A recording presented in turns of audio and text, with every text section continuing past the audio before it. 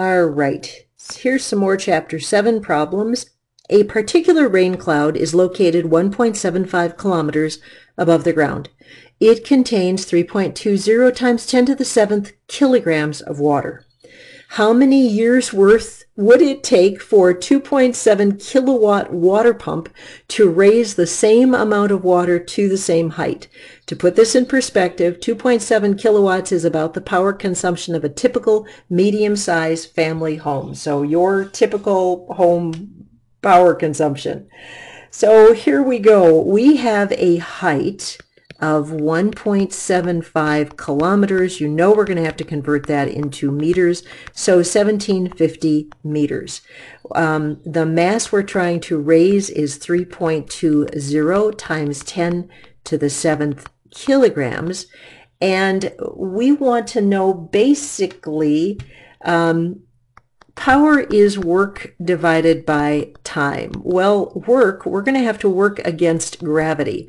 So this is going to be the force of gravity needed to lift this amount of water that high. So this is going to be the force of gravity lifting it so much distance, and we want to know how long this is going to take.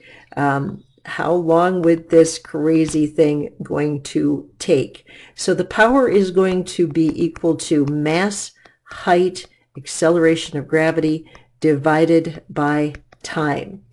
Alrighty, let's see what we've got here. We're looking for time.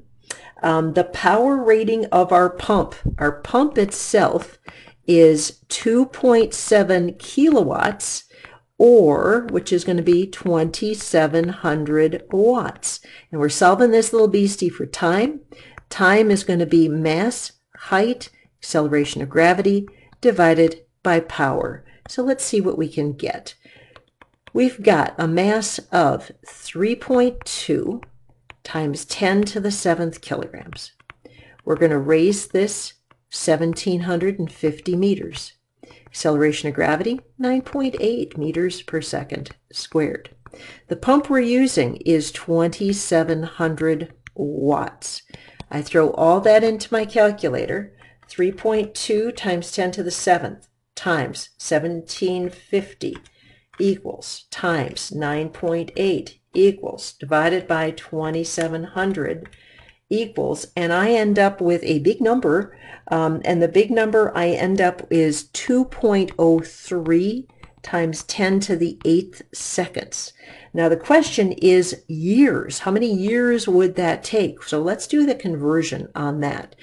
203, I'm going to write all the digits out here, 259 seconds. Okay, we're going to do a big time conversion. We're going to get rid of seconds and go to hours. We know there's 3,600 seconds in an hour. We're going to get rid of hours and go to days, 24 hours in one day. We're going to get rid of days and go to years, and we're going to go to a standard 365 days per year. We're not going to worry about those slight fractions. So we're going to take our total time divided by 3,600, divided by 24, divided by 365, and I ended up with a total time of about 6.45 years.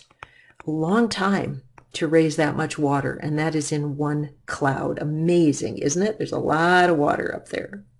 All right, next one.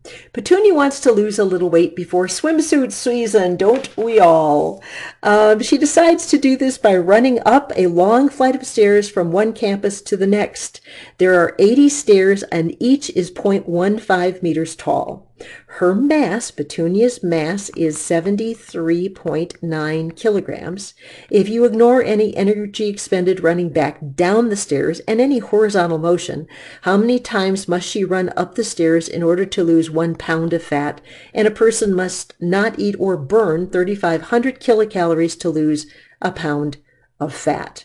Okay, so let's figure this out.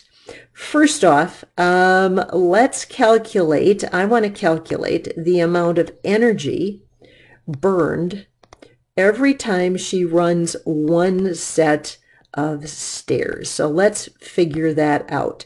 So the potential energy, the change in potential energy is going to be equal to the energy that she is going to burn when she goes up and down those stairs. So that's going to be her mass, her height, times the acceleration of gravity. So she is 73.9 kilograms. The height is, there are 80 stairs.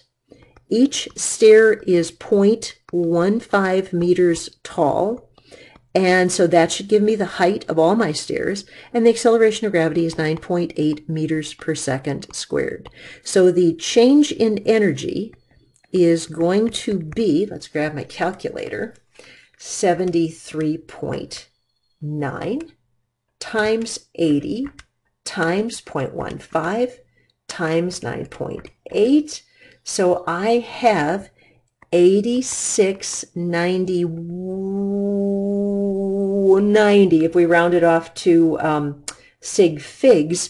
This is going to be joules of energy per flight of stairs, okay, per flight of stairs.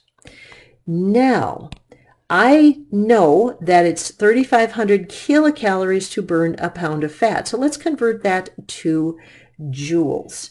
So if it's 3,500 kilocalories to burn a pound of fat, so per pound of fat, I want to convert that to joules per pound of fat, and there are 4,184 joules per kilocalorie.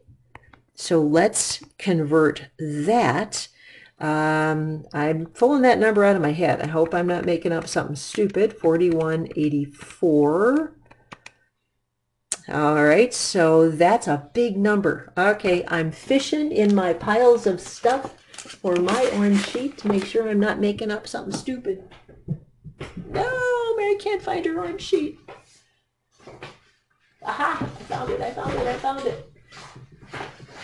And I could sing to you while I'm looking for things running around here. Okay, so 4,184 joules. So that is going to be a lot.